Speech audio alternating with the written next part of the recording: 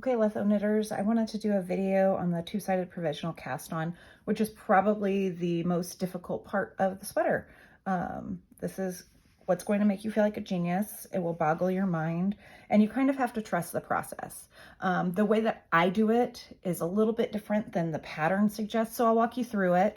At this point, I have finished knitting my sleeve from the ribbing, the welts, the slip stitch color work. Then you can see all of my sleeve increases ending here where you do them really sharp. And then you finish off by knitting just 2 rows plain. And on the second of those 2 rows, I switched my needle to my longer size 7 main body size circular needle. So I was on a 16-inch cord, and now I'm on a 24-inch cord. I'm doing the short sweater. At this point, you may want to move to a 40-inch cord depending on the length. We're going to provisionally cast on onto the needle, which is not the way the pattern recommends us do it.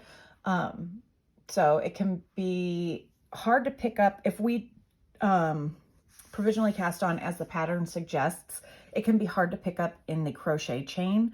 And so we're going to cast on right onto our needle. But I'll walk you through that. At this point, if you've decided to modify the length of your sweater in any way, you will add the stitch count. So it would be a multiple of 6 or 1.5 inches. And you would add that to your provisional cast on. So the pattern says to provisionally cast on 37. I'm going to stick with 37. But if you wanted to add length, you would add whatever number we've decided to add the length to your sweater. So here we are with our working yarn coming off of my right hand needle, and my left hand needle is the long guy, and we're going to provisionally cast on the left hand needle.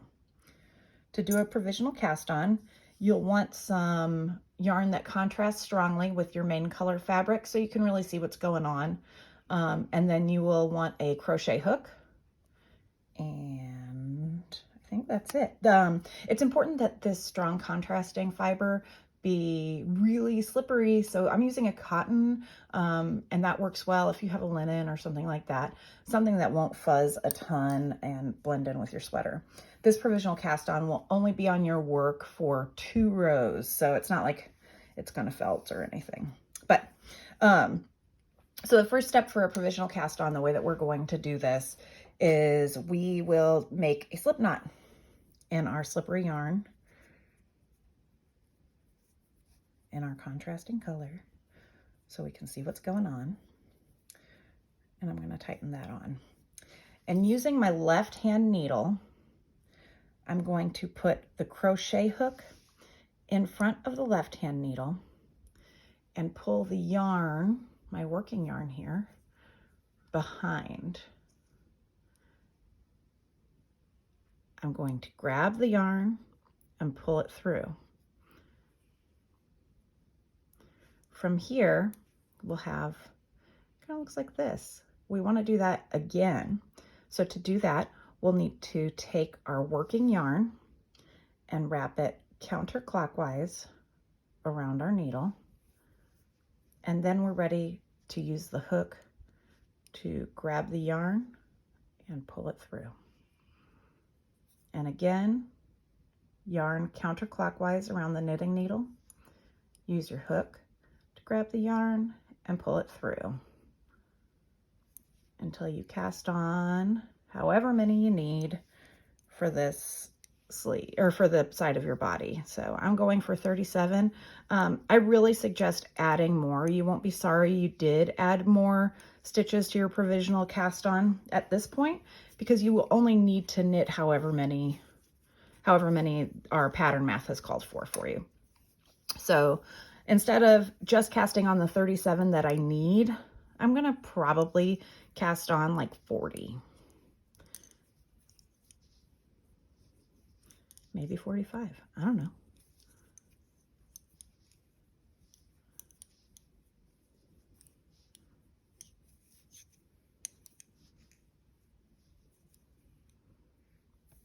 Wrap it counterclockwise, pull it through, counterclockwise, pull it through.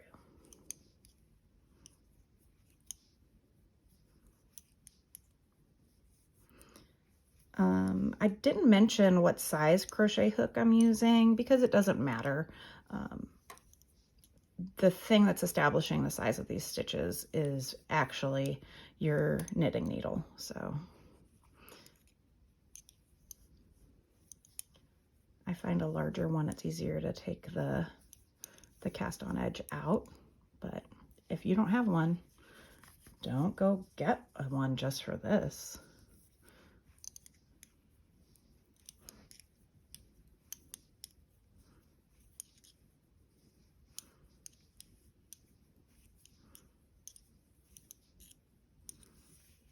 Okay, let me count and see what I've got here.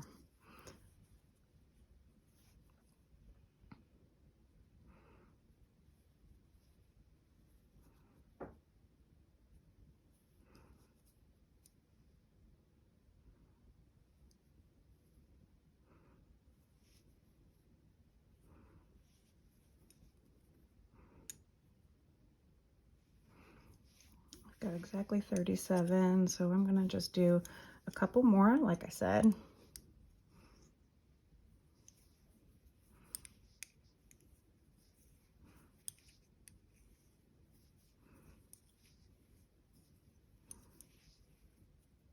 Okay, and I think that should do it. Now I'm going to cut my yarn, my contrasting yarn, of course. I'm going to use my right hand because I'm right-handed. So I don't know why I was trying that way. Okay, there we go. And then I'm just going to take the tail that I just cut and pull it through. So that's bound off. This little knot, it's good to remember that this is going to be in your underarm because we're going to want to undo this whenever we take out our provisional cast on. So from here, this is where it gets really confusing because the way that the pattern has been written, it says to cast on a chain and then pick up and knit into the chain.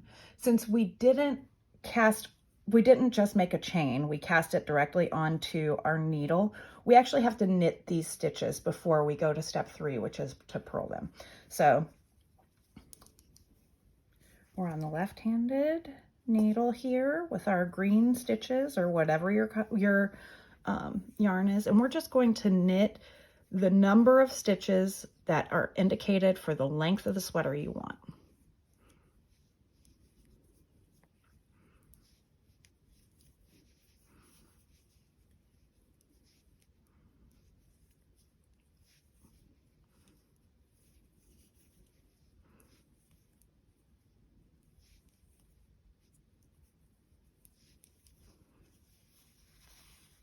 Needle's curling.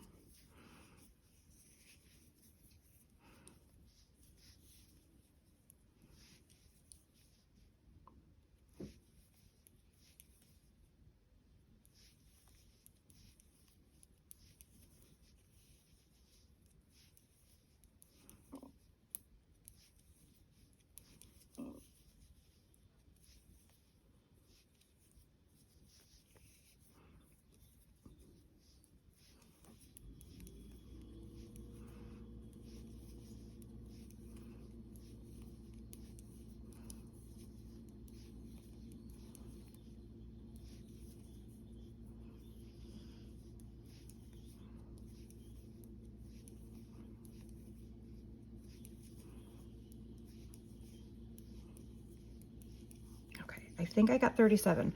Before I move on, I'm going to count. It's really important that we get the right number of stitches at this point, because if your stitch count is wrong here, your short rows will be off and your color work down the back of your sweater will be off. So we're kind of establishing everything from now to the end of the halves of the sweaters.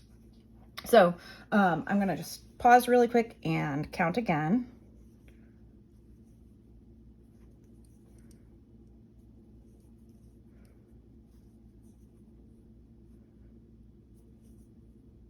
Okay, I do have 37. So at this point, I can just pull, I have these 5 extra stitches. I'm just going to pull my needle out of them and leave a little tail there. Now this is where it's going to get kind of crazy. We are going to turn our work over and purl these stitches that I just knitted into the chain. So we are at step 3. If you're looking at Natasha's instructions for the two-sided provisional cast on in your pattern, we are at step 3. So I'm going to purl this row back up these stitches, purl all the way around my sleeve stitches here, and I'm going to end up back at the underarm where we do our next tricky bit. So I'm just going to start purling.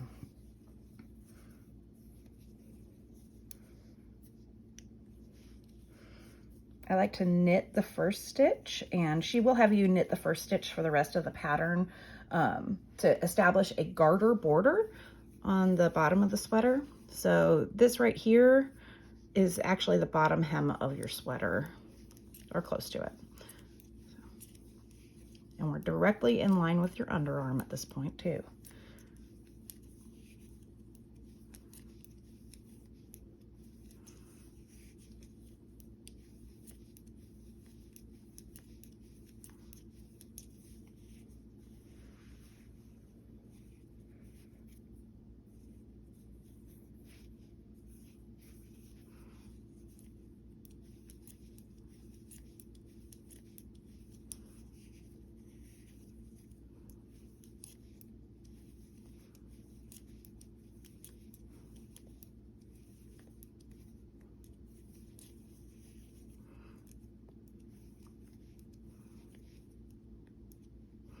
We're coming up to the end of our stitches that were just provisionally cast on.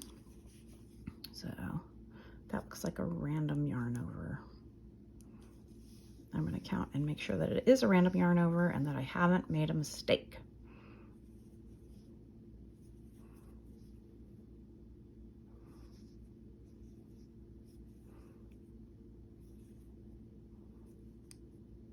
Yes, it is a random yarn over.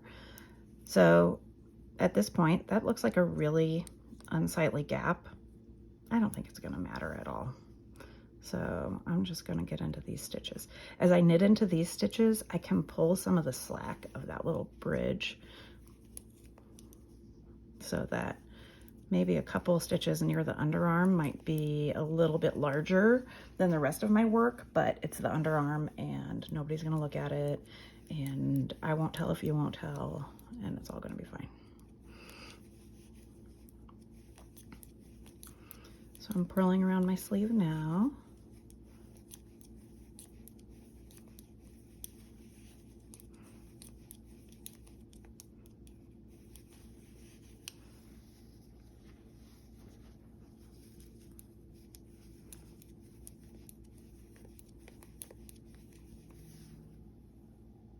Hopefully I'll have enough yarn to make it around this.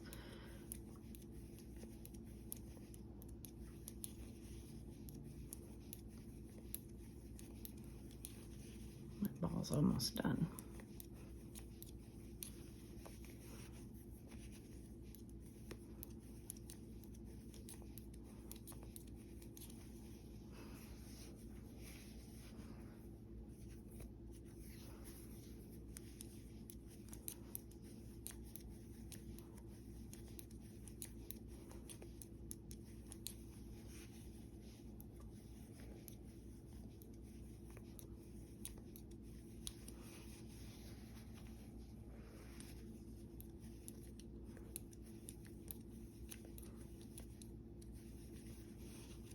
I've been really happy with my yarn choice for this sweater. I'm using Germantown by Kelborn Woolens. I picked it up at Black Mountain Yarn Shop, and it's really affordably priced. And the stitch definition is awesome. So it's been easy for me to see where my increases have been. The brioche stitch definition is really nice, and I will definitely use this yarn for other sweater projects in the future. I'm not sure how it wears yet. I've knit a few hats with it, but I haven't knit a sweater yet. So I'm curious to see if there's going to be some pilling or anything like that.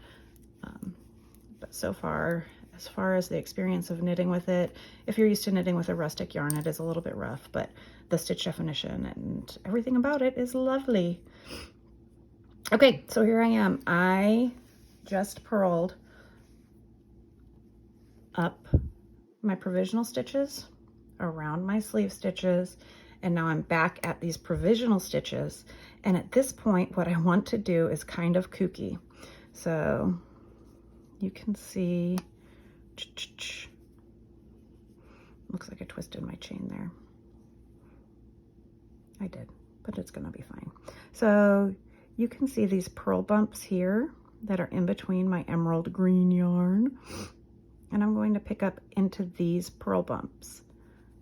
And that is going to give me, I will be essentially knitting into the stitches, the initial stitches that I knitted into my provisional cast on chain. So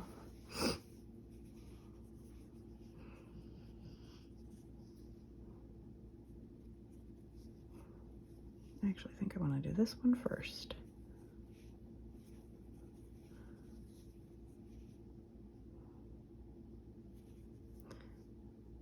And these aren't great examples here, so I'm going to get past them and show you some really clear ones, because those kind of got muddied at the end there. And I haven't had that experience before, so I hope you won't either.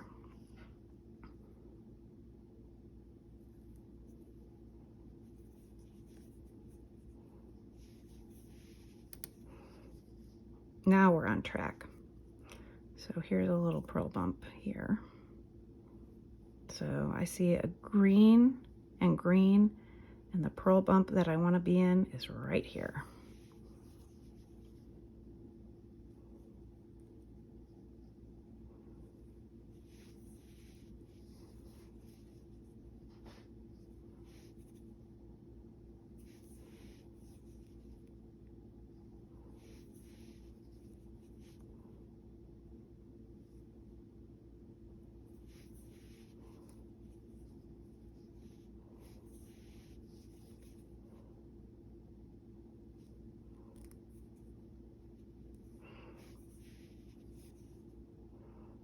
You want to make sure you don't get any of this green yarn in those stitches. If you do, you won't be able to unzip your provisional cast on easily.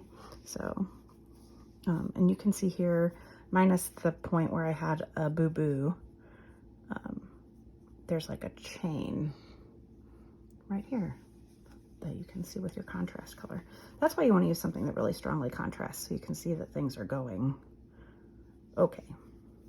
Not great on me, on mine, but hopefully great on yours.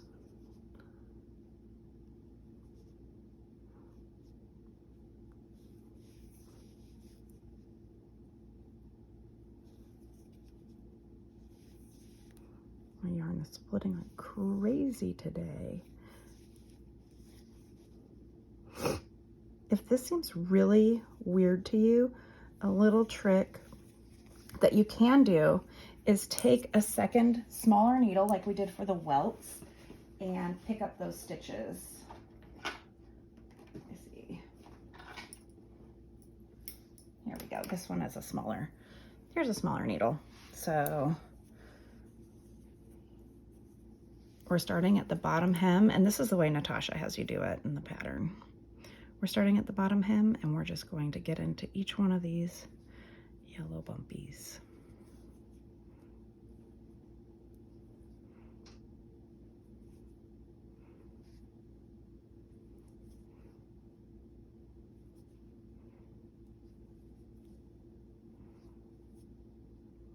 I'm assuming many of you will prefer to do this technique with the smaller needle instead of the way that I was just starting it, by just kind of going for it. So I started at the bottom hem, and I'm going to pick up to the armpit, but really to where I did my last, I just finished my last pickup stitch.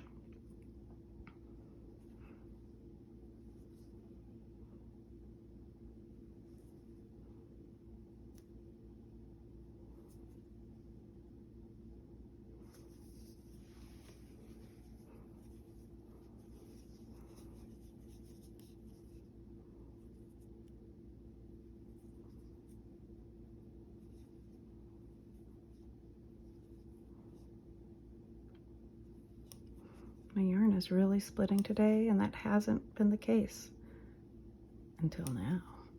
until I'm trying to show off for you.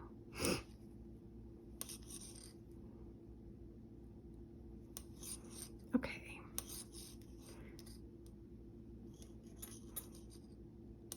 Now we're up at the underarm.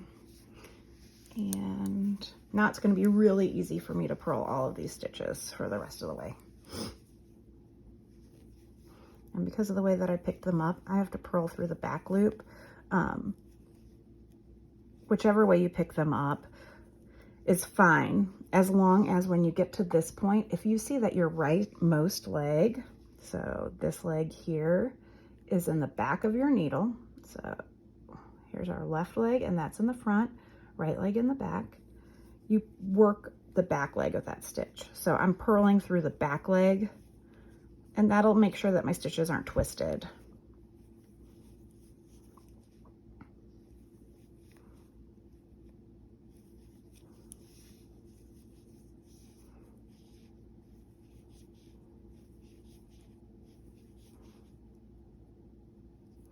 And I can see that I got some green yarn on there. I'm just gonna get that away from there. I'm not going to include it in my stitch because I don't want to have a hassle later.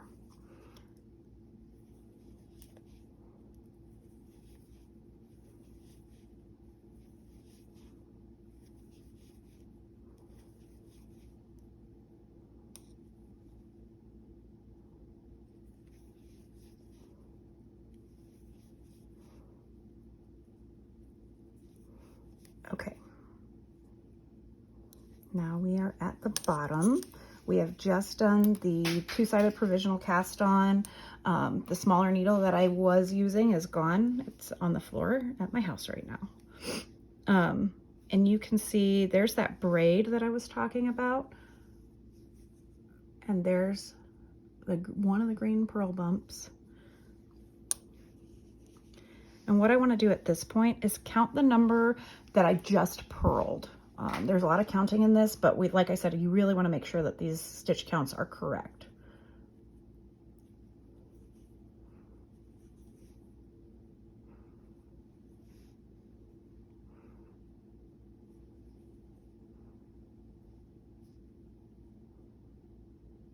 $35, $36. Oh, and I dropped my 37th. Awesome. So Natasha says at this point, you'll be wanting to do magic loop, and it's like magic loop light, because where this green tail is here, this is both the end and the beginning of your row. So to denote that, I'm going to use a stitch marker here, and that's just to get us through the magic loop portion. So I'm going to put a stitch marker on here for now, and it's probably going to fall off. Remember that I'm going to do that. So here we are at our underarm. This is where the provisional cast on ended. And now I want to, before we go any further, so I make sure that I got into all of the right things, and I'm not going to have a hole in the side of my sweater, I am going to pick out my provisional cast on.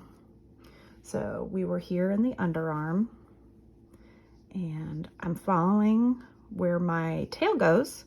I'm going to untuck it from that last crochet stitch and pull it out. And then I want to pull the tail to the back of my work.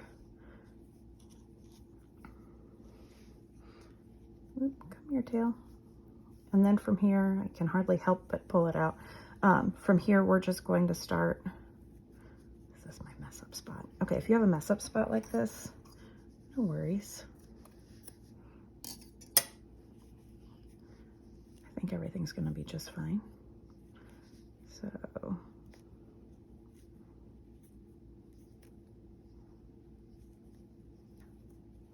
okay, so there's my tail in the back, and then I'm just going to pull, and I have knitted magically into my own stitches. So from this point on, I'm going to be working both the front and the back of the sweater at the same time until we are ready to divide for our fronts and backs in the next part of the pattern. So I think for my size, I'm doing a size large. It has me knit on the right side and purl on the wrong side. So stockinette stitch for 15 inches. And then I will have what looks like a funny L shape with the front and back of my sweater almost done, and then a sleeve. So at this point, I am ready and almost out of yarn, but I'll get started purling back. And before I do that, I have a locking stitch marker here, and I want to put a locking stitch marker on this row of stitches here. And that row of stitches is going to be used to measure the width of your front and your back, and you just want to know. So locking stitch marker there. And now I am ready to start knitting.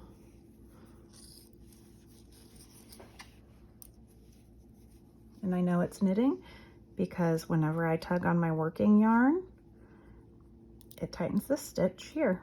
So that's the last one that I purled, and I'm going to start knitting right there.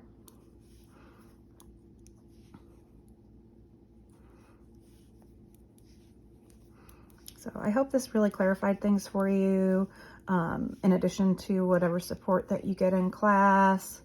Feel free to reach out to me if you have any questions. This is a tricky one, but I know you guys can do it. Okay, thanks.